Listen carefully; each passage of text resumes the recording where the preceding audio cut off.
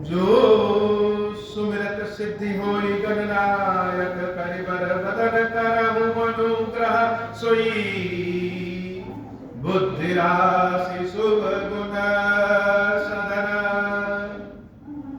बंदौ गुरुपद पदुम परागा सूरज सुबास सरस अनुरागा मंगल भवन अमंगल हारी उमा सहित जहि जपत पुरारी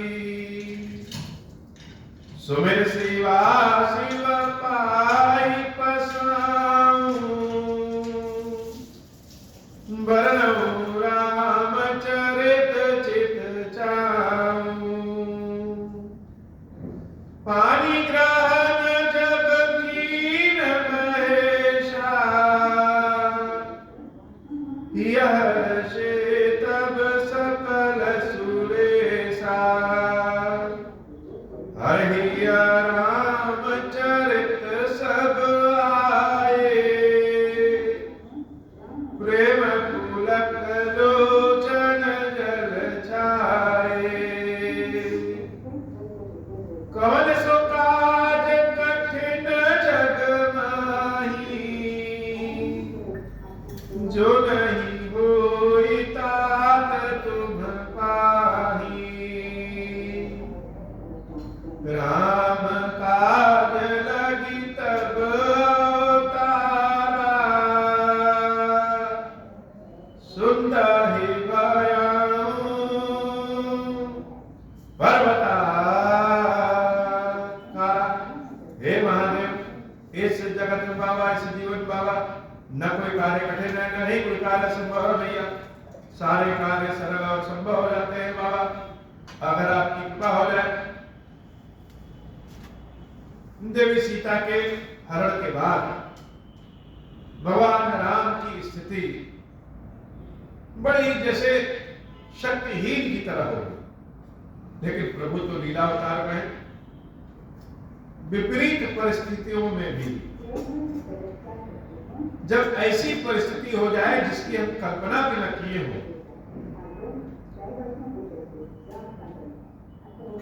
ऐसी परिस्थितियों में भी मनुष्य का व्यवहार कैसा होना चाहिए, यह जैसे भगवान स्वयं सबको सिखाना चाहते हैं। अगर शिकायतों की बात करें तो संसार में शिकायत बहुत,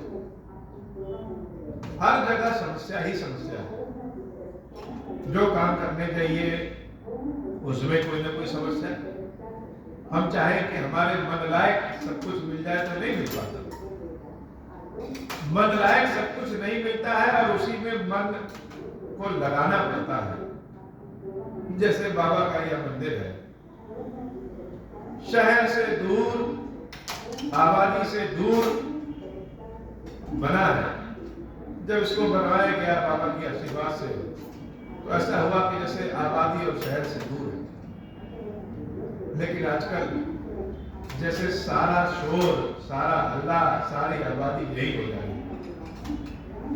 चौराहे पे 24 घंटे लाउडस्पीकर बज रहे हैं और अगल बगल भी जैसे आबादी बसती जा रही है। तो अगर यह मन में खिन्नता आ जाए कि हम तो मंदिर शांति के लिए बनाए थे कि बाबा की सेवा पूजा करते रहे, और यहाँ तो चारों ओर कोलाहल ही कोलाहल, तो व्यक्ति क्या करे? तो सबसे अच्छी बात यह है कि बाहर तो कोलाहल है, बाहर का कोलाहल चल जाएगा, लेकिन मन के भीतर का जो कोलाहल है, मन के भीतर की जो अशांति है, यह नहीं चलती। तो अगर मन वास्तव में प्रभु में लग जाए तो शायद बाहर की आवाजें ही कम हो जाए। अगर हम किसी की बुराई करें तो जिसकी भी बुराई करेंगे निश्चित रूप से उससे ज्यादा बुराई तो स्वयं में नहीं करेगी। बहरहाल भगवान पहुंचे देवी शबरी के आश्रम। मानस में अरण्य कांड में दो स्त्रियों का नाम आता है, एक सूपनखा और दूसरा शबरी। सूपनखा ऐसी कि वह अपना रूप श्रृंगार बना करके भगवान के समक्ष जाती है। अब भगवान कहते हैं कि नहीं, तुम लक्ष्मण के पास जाओ, जैसे उसको अपने पास बुलाना ही नहीं चाहती। और शबरी ऐसी जो अपना बाह्य रूप रंग तो बनाए चाहे न बनाए, लेकिन उसके भीतर इतनी शांति, इतनी मिठास भरी है कि भगवान स्वयं चल करके उनके कुटिया पहुंचते। देवी शबरी के जब आश्रम में प्रभु पहुंचते हैं राम की कथा सुनने के लिए, भगवान की कथा सुनने का असली आनंद तब है जब हम स्वयं को भगवान की कथा से जोड़ दें। एक पल के लिए अपने हृदय में ही शबरी को बसा लीजिए। हृदय में अगर हम अपने शबरी को बसा लेंगे तो निश्चित रूप से राम आएंगे।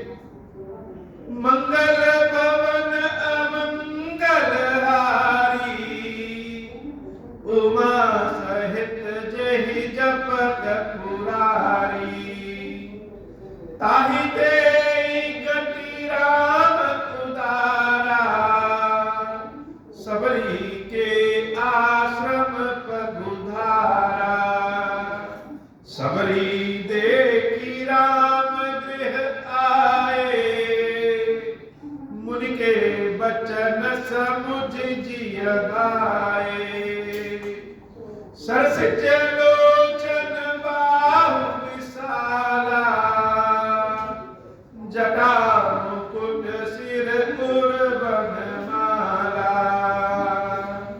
श्याम गौर सुंदर दो भाई, सबरी परी चरण लपटाई, प्रेम मगन मुख बचन आवा, पुनि पुनि पद सरोज सिर नावा, सागर जल लय चरण पखारे, पुनि सुंदर आसन बैठारे, मंगल भवन अमंगल हारी, उमा सहित जहि जपत पुरारी, कंद मूल फल सुरस अति, दिए राम कहु आनी, प्रेम सहित प्रभु खाए, बारंबार बखानी, मंगल भवन अमंगल हारी, उमा सहित जहि जपत पुरारी, पानी जोरी आगे भई ठाड़ी, प्रभु बिलो की प्रीति अति बाढ़ी, कह विधि आस्तुति करऊं तुम्हारी, अधम जाति में जड़मत भारी, अधम ते अधम अधम अति नारी, तिन मह में मति मंद अघारी, कह रघुपति सुन भामिनी बाता, मानहु एक भगति कर नाता, जाति पाति कुल धर्म बड़ाई, धन बल परिजन गुण चतुराई, भक्तिहीन नर सोहई कैसा, बिनु जल बारद देखिय जैसा, नवदा भगति कहूँ तो ही पाही, सावधान सुन धर्म मंगल भवन अमंगल हारी, उमा सहित जेहि जपत पुरारी। मंगल भवन अमंगल हारी, उमा सहित जेहि जपत पुरारी। भगवान जब देवी शबरी के आश्रम पहुंचे, दरवाजे पे बैठे और जब दरवाजा खटखटाए तो देवी शबरी जब दौड़ करके दरवाजा खोल करके देखती है तो भगवान को देख करके जैसे आश्चर्य। बाबा कहते हैं मानस में शब्दों का चयन जो है वह बड़ी अति उत्तम है। किसी शब्द को आप यह नहीं कहेंगे कि नहीं इसकी जगह यह भी लगा सकते हो।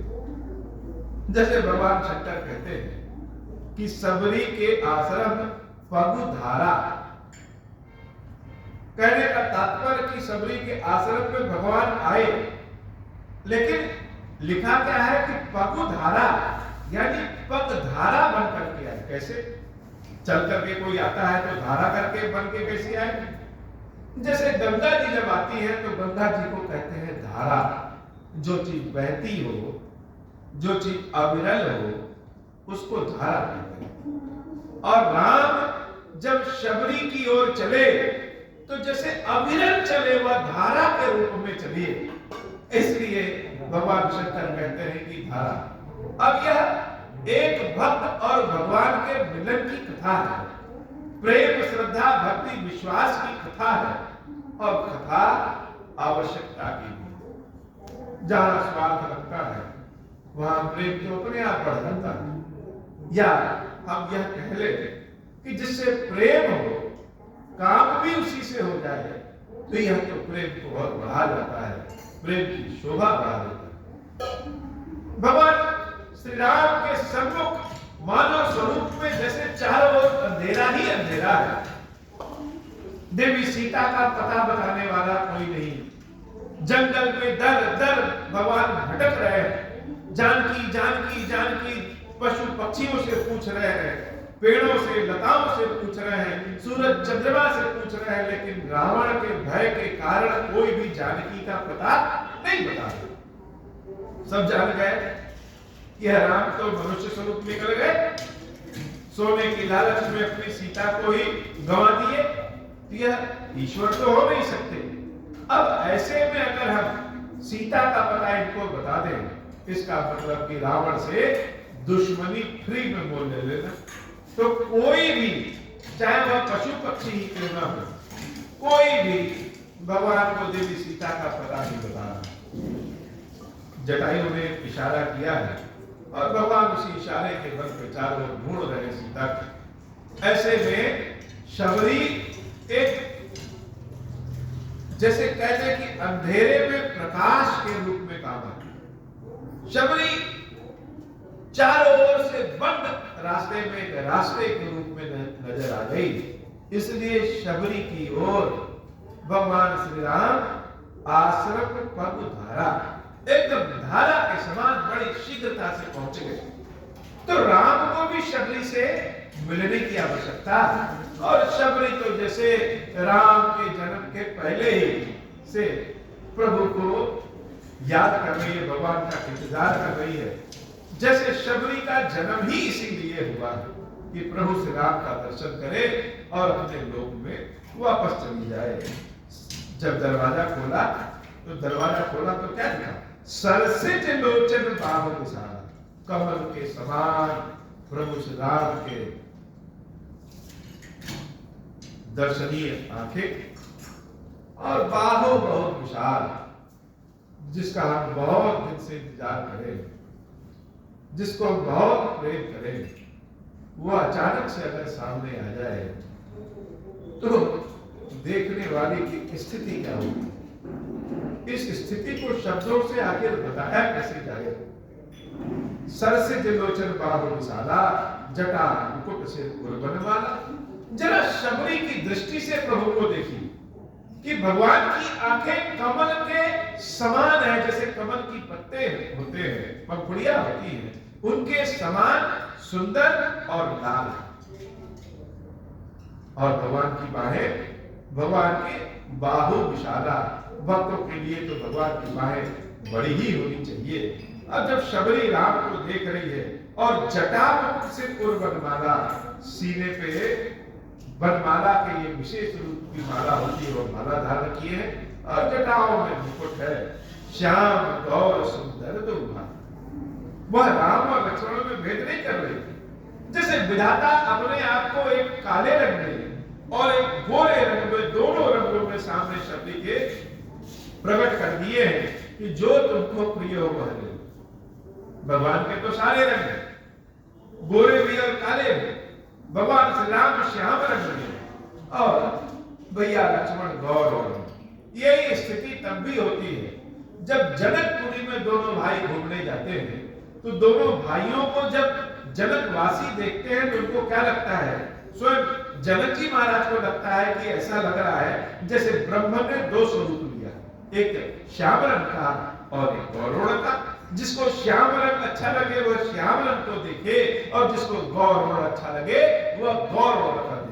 कोई यह नहीं कर सकता, कह सकता कि भगवान सिर्फ श्याम रंग के ही होते हैं, भगवान तो गौर भी है। कोई यह भी नहीं कह सकता कि भगवान सिर्फ गौर वर्ग के ही होते हैं, वह तो श्याम भी है। ऐसे शबरी के जब समक्ष भगवान दोनों स्वरूप में पहुंच रहे हैं तो शबरी को क्या याद आया? शबरी को सबसे पहले राम के रूप में अपने गुरु के वचन याद आ रहे हैं, जिस गुरु ने आशीर्वाद दिया था कि हे शबरी, भगवान स्वयं तुम्हारे यहाँ चल करके आएंगे और समस्त संसार को भगवान देते हैं, लेकिन तुम्हारे यहाँ मांगने हैं। और उसी दिन से गुरु ने यह तो बताया था कि प्रभु आएंगे, प्रभु का रूप स्वरूप कैसा होगा यह नहीं बताया, और प्रभु आएंगे किस दिन यह भी नहीं बताया।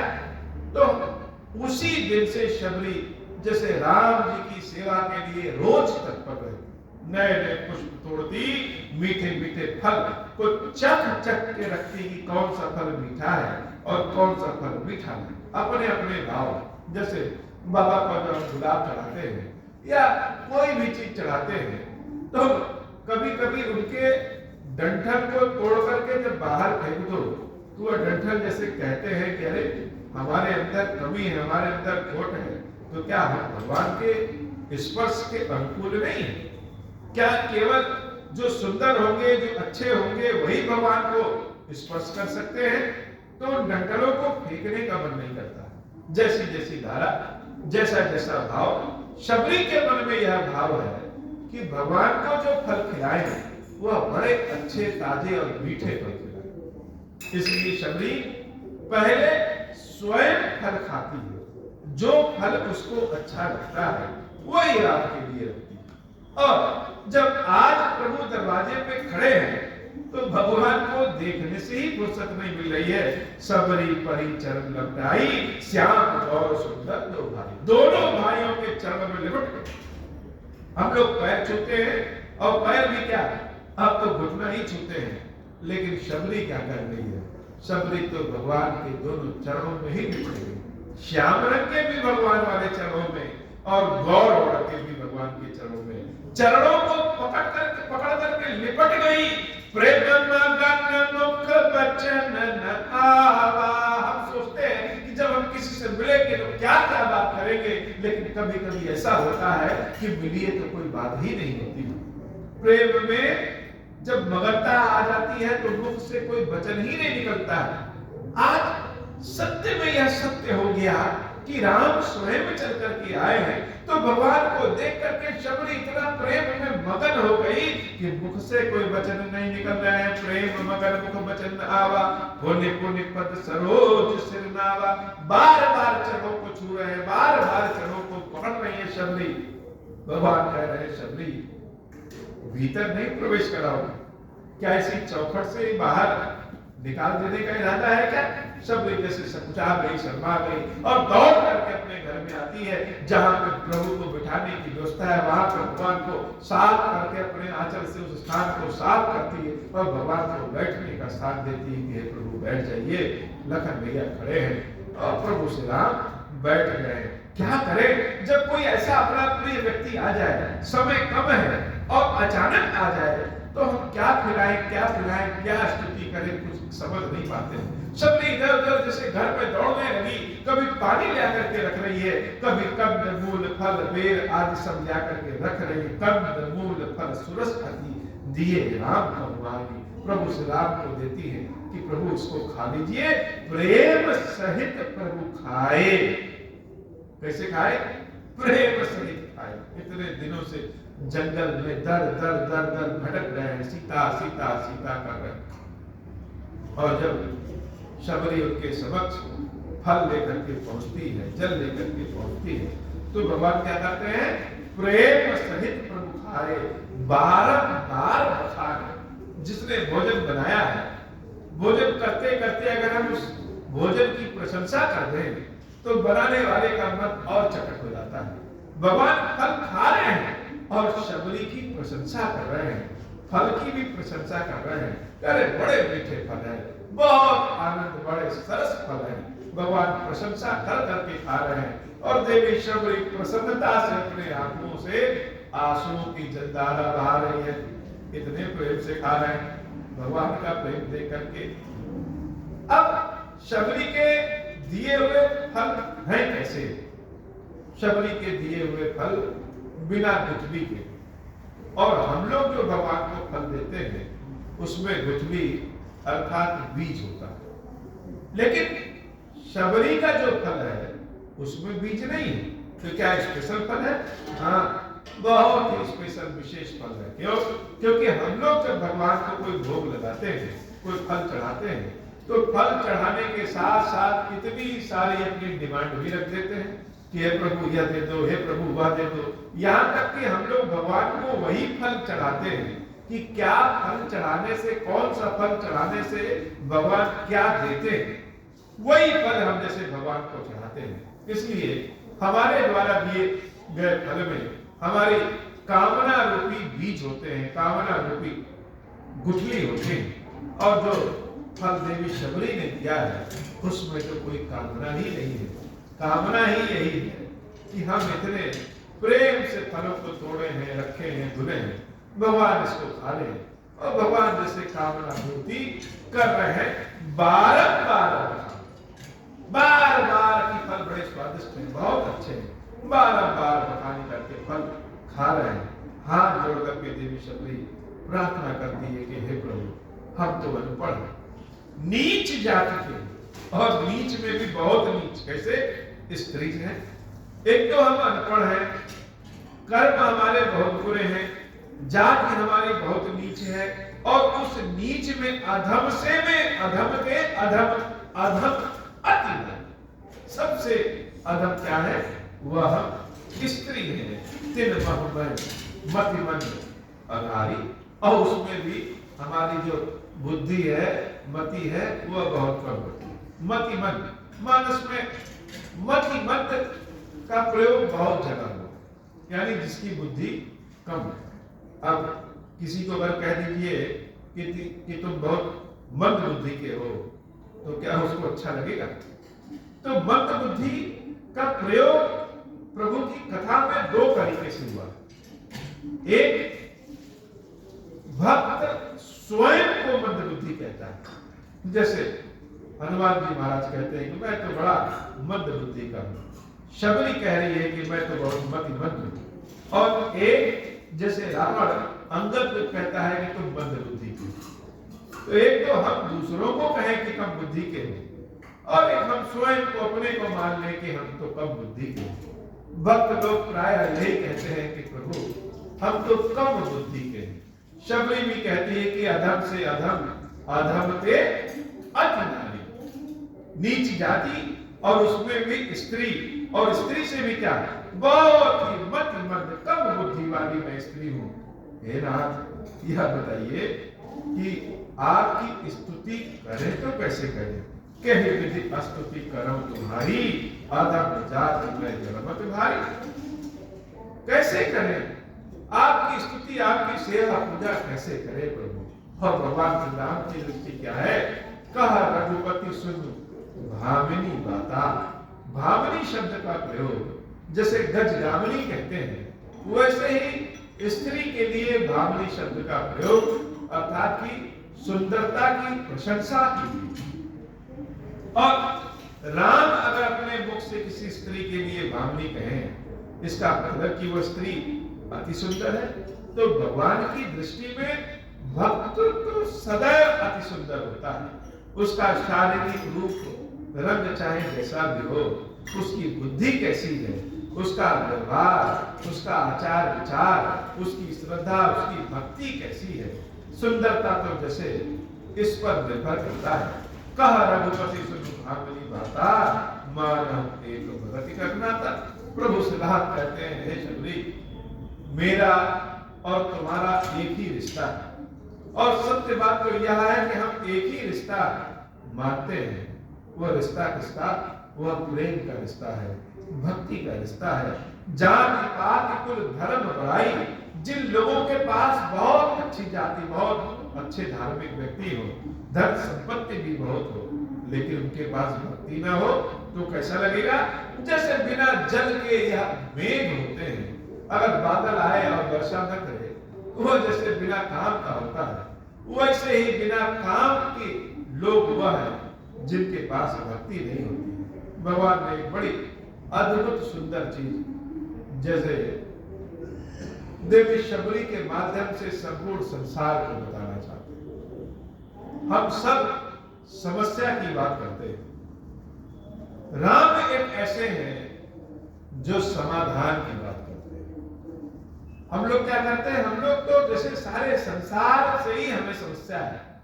आज धूप बहुत तेज हो गई तो भी समस्या, और बहुत ही दिनों से धूप नहीं निकल रही है तो भी समस्या, गर्मी हो गई तो भी समस्या, सर्दी हो गई तो भी समस्या, बरसात हो गई तो भी समस्या। हर जैसे हमें हर चीज से समस्या है। अगर हम किसी से मिले, कहें और समस्याओं पर बात करना शुरू करें तो इतने सारे दिन खत्म हो जाएंगे, लेकिन समस्याओं की चर्चा नहीं समाप्त होगी। लेकिन भगवान की क्या स्थिति? भगवान श्री राम तो समाधान की बात, जहां पे भी प्रभु श्री राम ने बात किया है, हर जगह समाधान की बात किया है। देवी शबरी से कहते हैं प्रभु श्री राम, नवदा भगति कहूं तो ही पाई। हे भामिनी, हे शबरी, मैं तुमसे आज नवधा भक्ति, नवधा भक्ति का मतलब भगवान ने 9 तरीके बताए हैं जिन तरीकों से भक्ति नामक अमृत रस प्राप्त होता है। भगवान ने वह 9 तरह की भक्ति बताई है जो हमें से किसी के पास भी हो सकती है। और कह लीजिए तो नवधा मतलब जो हमेशा नया है।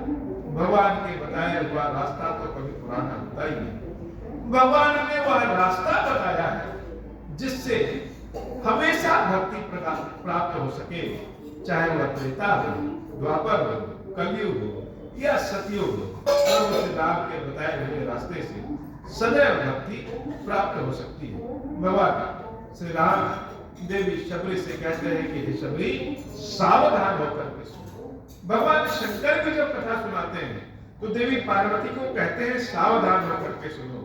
भगवान श्री राम जब कोई अच्छी बात बताते हैं तो भी कहते हैं कि सावधान होकर के सुनो। सुनने वाला चाहे जितना भी ज्ञानी क्यों ना हो, अगर वह सावधान होकर के ज्ञानी एकाग्र चित्त से न सुने तो सुनने का जो भाव है वह बदल जाता है। इसलिए भगवान कहते हैं कि शबरी, सावधान होकर के सुनो। प्रथम भगति संतन कर संगा, दूसर रति मम कथा प्रसंगा। और लोग कहते हैं भक्ति भक्ति भक्ति, तो भक्ति प्राप्त कैसे करें, कहां से भक्ति मिलेगी और क्यों प्राप्त करें? सबसे पहली बात तो यह है कि हम क्यों प्राप्त करें। हम कहेंगे भक्ति से ही सारा सुख है तो लोग मानेंगे नहीं। लेकिन कभी कभी हम मानने के पहले हमको जानना पड़ता है, हमको उसमें लगना पड़ता है। तो भक्ति क्या सुख है, भक्ति क्या रस है, यह वही जान पाएगा जिसको भक्ति मिला है। तो पहले भक्ति ले लीजिए। तो भक्ति मिलेगी कैसे? उसी का उत्तर प्रभु श्री राम दे रहे हैं कि प्रथम भगति संतन कर संग। संतों का अगर संग मिल जाए, संतों का साथ मिल जाए, तो पहला ऐसा उपाय है जिससे भक्ति प्राप्त हो जाती है। और पहली भक्ति भी यही है। जब तक हमारे मन में संतों के लिए भाव प्रेम नहीं प्रकट होगा, तब तक जैसे भक्ति तो प्रकट ही नहीं हुई। यह पहले कि अब ठाकुर जी को बहुत बढ़िया केसर मलाई खिलाएं, स्नान कराएं, भगवान शंकर को दूध का भोग लगाएं, दूध से अभिषेक करें, और जो कोई साधु संत आए उसको गाली दे, तो भक्ति तो हमारे मन में प्रकट नहीं हुई। भगवान ने पहले ही कह दिया कि संतों का साथ, अगर हम संतों के साथ 1 घंटा भी महीने में कर ले, आधा घंटा भी कर ले, तो भक्ति प्रकट हो जाएगी। अब कलयुग में संत कहाँ ढूंढे? तो कलयुग में संत अगर न मिले तो एक बहुत अच्छा उपाय है कि भगवान की कथा जहां कहीं से भी सुनने को मिल रही है, वहां हम श्रवण करें। भगवान की कथा ही संत है। हम जब कथा के संगत में पढ़ेंगे तो अपने आप जैसे संत मिल जाएंगे। और वही बात दूसरी भक्ति के रूप में भगवान श्री राम अपने मुख से भी कहते हैं कि दूसरे रति मम कथा प्रसंग। दूसरी भक्ति क्या है? मेरी कथा, मेरे गुणगान, मेरे प्रसंग, मेरे आख्यान के बारे में जो सुनता और कहता है, यह उसकी दूसरी भक्ति है। तो अगर हमको संत का मतलब यह नहीं कि हम गेरुआ वस्त्र धारण किए रहे तभी संत कहे जाएंगे। संत तो जो दुश्मनों का भी भला चाहे, बुरा करने वालों का भी अच्छा चाहे, वही संत है। तो अगर संत हमको नहीं मिल रहे हैं, तो भगवान की कथा जहां कहीं जिस भी किसी माध्यम से मिल जाए, आजकल तो माध्यम भी बहुत है, सोशल मीडिया पे अगर जाए तो एक से बढ़कर एक भगवान की कथा सुनने को मिलती है, जिससे हमारा मन लग जाए उसका भगवान की कथा सुने। भगवान की कथा ही सत्संग है। और स्वयं प्रभु श्री राम कहते हैं कि दूसरी रति मम कथा प्रसंग। रति, रति का मतलब होता है सांसारिक प्रेम। जैसे ऐसा प्रेम हो जाए कि उसके बिना रह ही नहीं सकते। जब भगवान की कथा से ऐसा प्रेम हो जाए कि बिना सुने नहीं रह सकते, बिना कहे नहीं रह सकते, बिना देखे नहीं रह सकते, ऐसा प्रेम कौन सा प्रेम है जिसके बिना हम रह जाएं? प्रेम तो असली वही है जिसके बिना हम रह नहीं पाए। और जब ऐसा प्रेम भाव में आ जाता है तो निश्चित रूप से वह मिल भी जाता है। तो भगवान की कथा से जब अत्यधिक प्रेम भाव उत्पन्न हो जाए, यह दूसरी भक्ति है।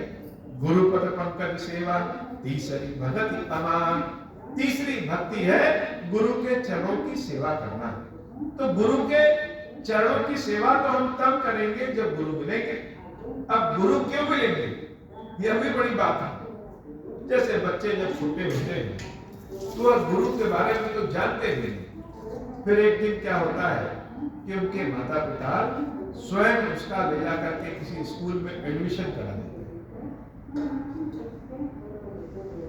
ऐसा ही हाल गुरु के मिलने का है। जीवन में जब आवश्यकता पड़ेगी, लगेगा कि हाँ गुरु की आवश्यकता है, तो हमारे माता पिता अर्थात हमारे भगवान, हमारे इष्ट, वह स्वयं गुरु तक पहुंचा देंगे या उस व्यक्ति के जीवन में गुरु आ जाते हैं। जैसे माँ बाप एडमिशन कराते हैं, बच्चे को पता भी नहीं रहता, वैसे ही गुरु को ढूंढने से गुरु नहीं मिलेंगे।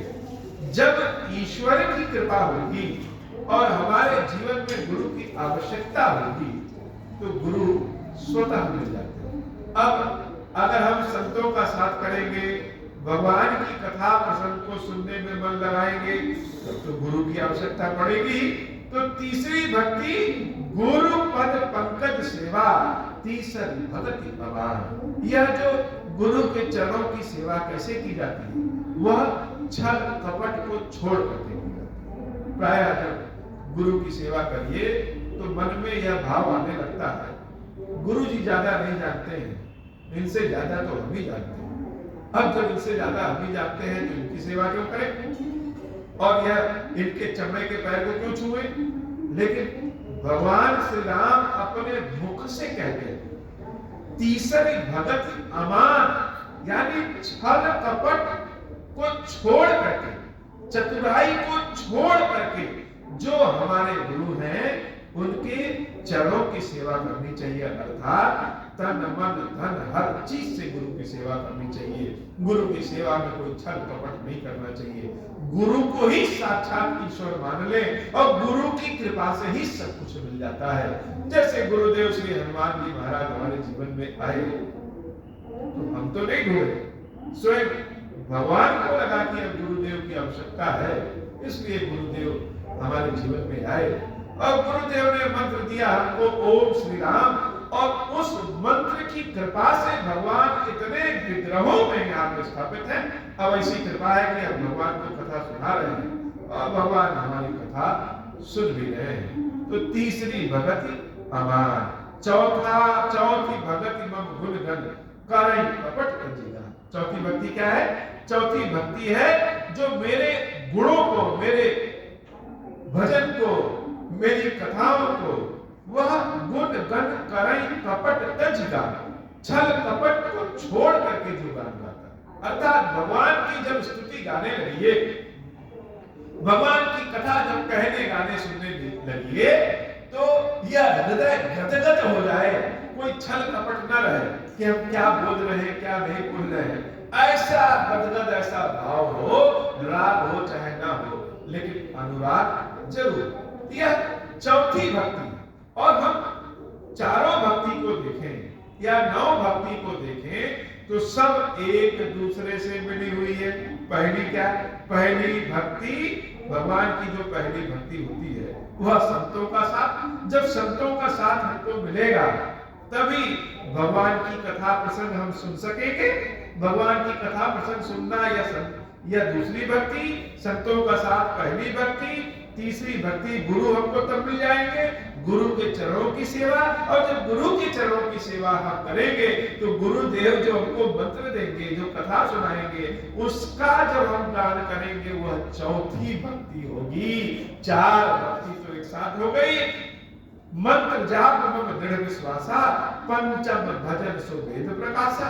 अब गुरुदेव ने जो हमको मंत्र दिया वह मंत्र जो भी ओम श्री राम ओम श्री राम ओम श्री राम, जब हम दिन रात उसका जाप करेंगे, कैसे करेंगे? मम दृढ़ विश्वासा। मंत्र का जाप पूरे दृढ़ता और विश्वास से करना चाहिए। बहुत लोग ऐसे होते हैं जो मंत्र का जाप तो करते हैं लेकिन जब उनके इच्छा अनुसार फल नहीं मिलता है तो वह सोचते हैं कि नहीं यह हमारा मंत्र लग रहा है ठीक नहीं है, कोई दूसरा मंत्र पकड़ ले। भगवान ने कहा है कि गुरुदेव ने जो मंत्र दिया है उस मंत्र को दृढ़ विश्वास, एकदम दृढ़ता के साथ उसका जाप करें। पंचम भजन सो वेद प्रकाशा। यह वेदों ने भी इस पांचवी भक्ति के बारे में कहा है। नाम जप बहुत बड़ा एक यंत्र है, नाम जप में बहुत बड़ी शक्ति है और नाम जप से नारायण को भी अपने वश में किया जा सकता है, ईश्वर को भी अपने पास बिठाया जा सकता है, इसमें कोई शंका नहीं है। छठ दमशील विरति बहु कर्मा, निरत निरंतर सज्जन धर्मा। अब जब हम पांच भक्ति पा जाएंगे तो हमारे मन में ज्ञान आ जाएगा, हमारे पास प्रभुता और शक्ति बढ़ जाएगी। तो भगवान ने छठी भक्ति क्या है? छठी भक्ति है इंद्रियों का शील। छठ दम शील। दम किसको कहते हैं? दम हम कहते हैं दम लगाते हैं, जो हम बाहरी स्वरूप के लिए प्रयोग करें वह बल होता है और जो स्वयं के भीतर के लिए प्रयोग करें उसको दम कहते हैं। जैसे बहुत क्रोध आए और हम क्रोध को अपने वश में कर लें तो यह दम है। भगवान ने कहा है कि जब हम पांच भक्ति करेंगे तो इतनी शक्ति हमको मिल जाएगी, इतना ज्ञान मिल जाएगा कि उस शक्ति उस ज्ञान को अपने दम के बल में नियंत्रित करना पड़ेगा, नहीं तो यहीं से व्यक्ति आसुरी प्रवृत्ति में बढ़ जाता है कि अब तो शक्ति और बल सब कुछ आ ही गया है, सारे संसार को हम अंगूठे पर रख दें, जिसका मर्जी करे उसी का अपमान करें। भगवान ने कहा कि यह छठा भक्ति है, जब हम अपने दम से अपने ऊपर नियंत्रण कर सकें, और यही निरंतर सज्जन धर्म, यह सज्जन व्यक्तियों की निशानी है कि जब हमारे पास ज्ञान बल आ जाए तो हम दूसरों को परेशान न करें, दूसरों की रक्षा करें। सातों सम मोहि मैं जग देखा, मोते संत अधिक कर लेखा। सातवां भक्ति क्या है? जब 6 भक्ति आ गई, दम से हमने अपने आप को नियंत्रित कर लिया, तो 7वीं भक्ति यह है कि हम संपूर्ण संसार को प्रभु में देखें, संपूर्ण संसार को राम में देखें। हम जहां देखते हैं वही ईश्वर दिख जाते हैं। भगवान ने स्पष्ट कहा है कि मोते संत अधिक कर लेखा। जहां कहीं संत मिल जाए उनको भगवान से भी बड़ा मानिए और उनकी सेवा पूजा पूरे तन मन धन से कर ले।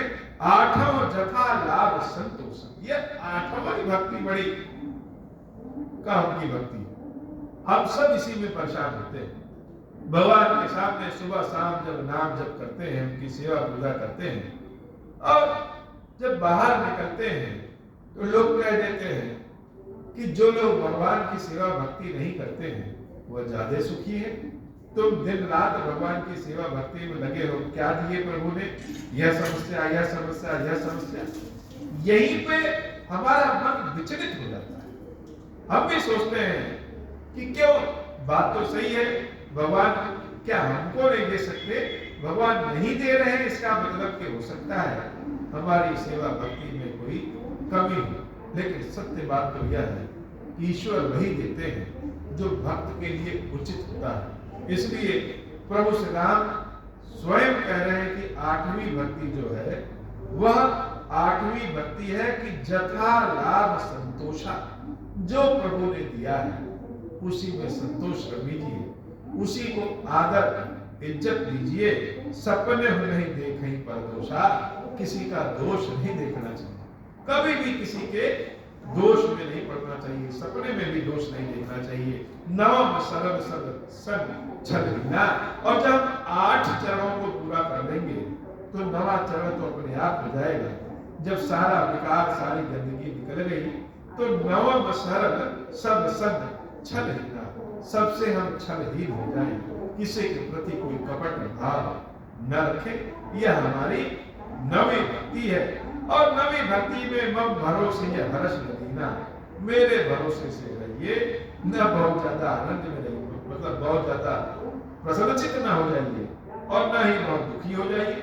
दोनों ही परिस्थितियों में भगवान पे भरोसा रखिए कि भगवान कृपा करेंगे, और निश्चित रूप से भगवान कृपा करते हैं। भगवान श्री राम ने 9 तरह की भक्ति बताई। यह 9 तरह की भक्ति को उंगली पे याद करना जरूरी है कि क्या हमारे पास इन 9 भक्तियों में कोई भी भक्ति है? एक भी भक्ति अगर बीज अंकुरित हो रहा है उसको आगे बढ़ाना चाहिए। तो पहली भक्ति प्रथम भक्ति संतन कर सकते, जहां अच्छे लोग मिले, संत मिले, उनका साथ करना, संतों का साथ करना, पहली भक्ति। दूसरी भक्ति रत मम कथा प्रसंगा, भगवान की कथा प्रसंग को बड़े भाव से चावपूर्वक सुनना, कहना, यह दूसरी भक्ति है। तीसरी भक्ति गुरु के चरणों की सेवा करना। चौथी भक्ति भगवान के गुणों का कपट रहित गान करना।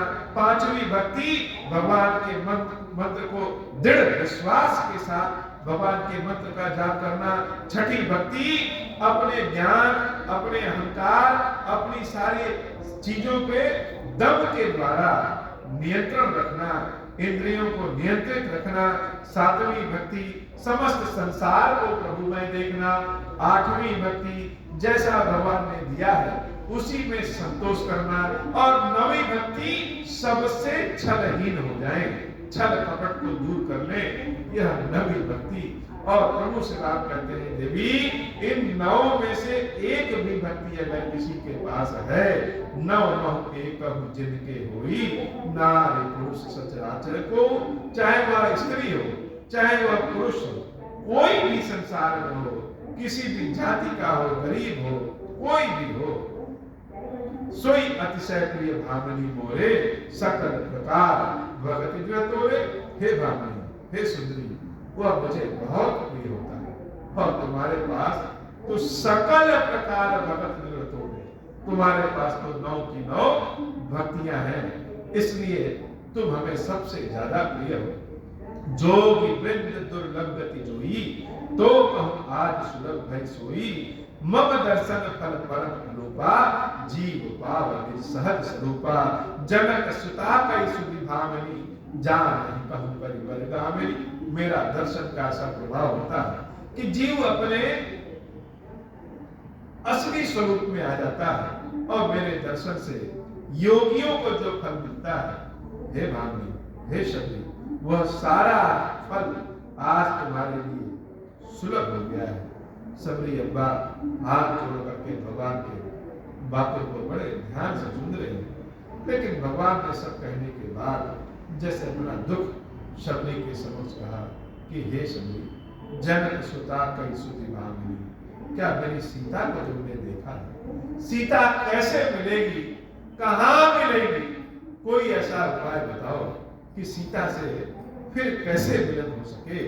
पंपा सरहि जाहु रघुराई, जैसे सबरी अपने आप बोल रही है कि हे रघुराज, आप पंपा नामक सरोवर जाइए, तहां वही है सुग्रीव बिताई।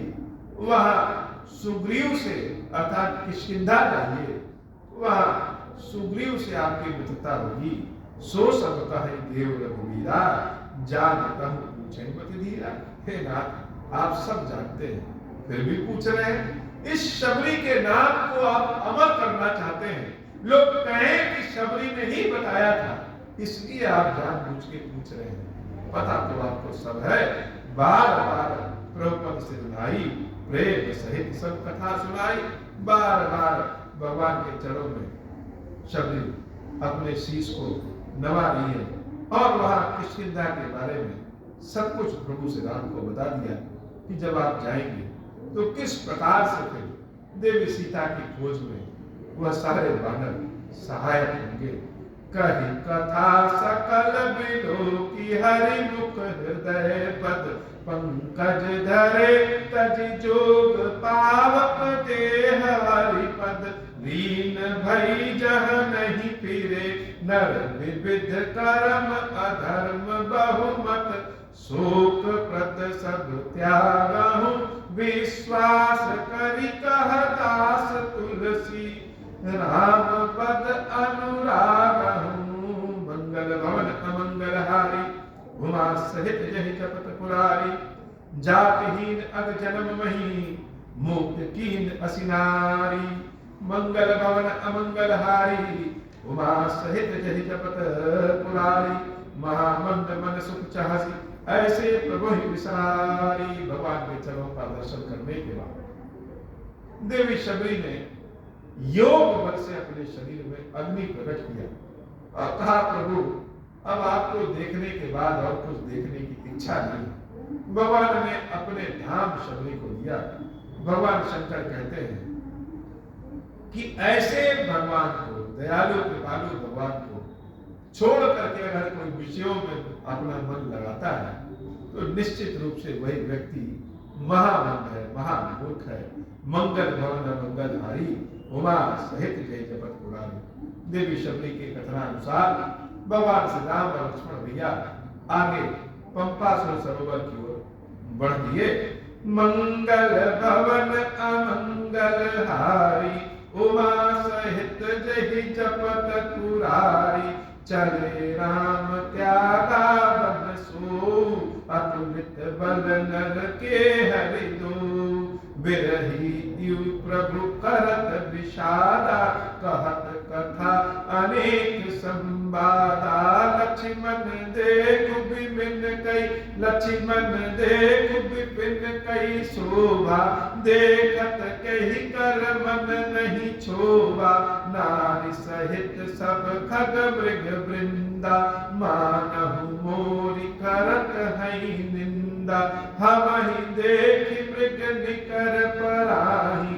मृगी कहि तुम कह भय नाही, तुम आनंद करहु मृग जाए, कंचन मृग खोजन ए आए। संग लाई करनी करतेहि, मानहु मोहि सिखावनु देहि। शास्त्र सुचिंतित पुनि पुनि देखी, भूप सुसेवित बस नहीं लेखी। राखी नारी यद्यपि उर माही, जुबती शास्त्र निपति बस नाही। देखऊं तात बसंत सुहावा, प्रियाहीन मोहि भय उपजावा। विरह विकल बलहीन मोहि, जानसी निपट अकेला। सहित विपिन मधुकर खग, मदन कीन बग मेला। देखऊं गयऊं भ्राता, सहित तासु दूत सुनि बात। डेरा कीन्हु मनहु तब, कटुक हटकि मन जात। मंगल भवन अमंगल हारी, उमा सहित जहि जपत पुरारी। भगवान जब आगे बढ़ते हैं तो बहुत सारे हिरणों का झुंड, मृगों का झुंड, बहुत सारे पशु पक्षियों का झुंड, जैसे भगवान श्री राम भैया लक्ष्मण को देखने के लिए खड़ा। प्रभु श्री राम कहते हैं, हे लक्ष्मण, देख रहे हो ये सारे मृग हमसे डर करके भाग रहे हैं, लेकिन इन मृगों की मां इनसे यह कह रही है कि डरने की आवश्यकता नहीं। इन दोनों धनुर्धारियों से डरने की आवश्यकता नहीं है। क्यों? क्योंकि यह केवल सोने के मृग को मारते हैं, हम सबको नहीं मारेंगे। जैसे उपहास उड़ा रहे हो राम का कि सोने के मृग के पीछे यह भागते हैं, हम लोगों को इनसे कोई भय नहीं है। ऐसे ही विरह में भगवान राम रोते बिलखते सीता को ढूंढते लक्ष्मण भैया के साथ आगे बढ़ते जाते हैं। मंगल भवन अमंगल हारी, उमा सहित जहि जपत पुरारी। बिटप विशाल लता अरुझानी, विविध वितान दिए जनतानी। कदली ताल बर ध्वजा पताका, देख न मोह धीर मन जाका। विविध भांति फूले करुणाना, जन बानैत बने बहुमाना। कहूँ कहूँ सुंदर बिटप सुहाए, जनु भट बिलग बिलग होई छाए। पूजत पिक मानहु गज माते, डेक महोख ऊंट बिसराते। मोर चकोर कीर बरबाजी, पारावत मराल सब ताजी। तीर रावक पद चढ़ जूथा, बरनि न जाय मनोज भरूथा। रथ गिर शिला दुंदुभि झरना, चाटक बंदी गुण गण भरना। मधुकर मुखर भेरि सहनाई, त्रिविधि बयारि बसीठी आई। चतुरंगिनी सेन संग लीने, विचरत सबहि चुनौती दीने। लक्ष्मण देखत काम अनीका, रानी धीर तिन कै जगलीका। यही के एक परम बल नारी, तेहि ते उबर सुभट सोई भारी। मंगल भवन अमंगल हारी, उमा सहित जहि जपत पुरारी। तात तीन अति प्रबल खल, काम क्रोध अरु लोभ।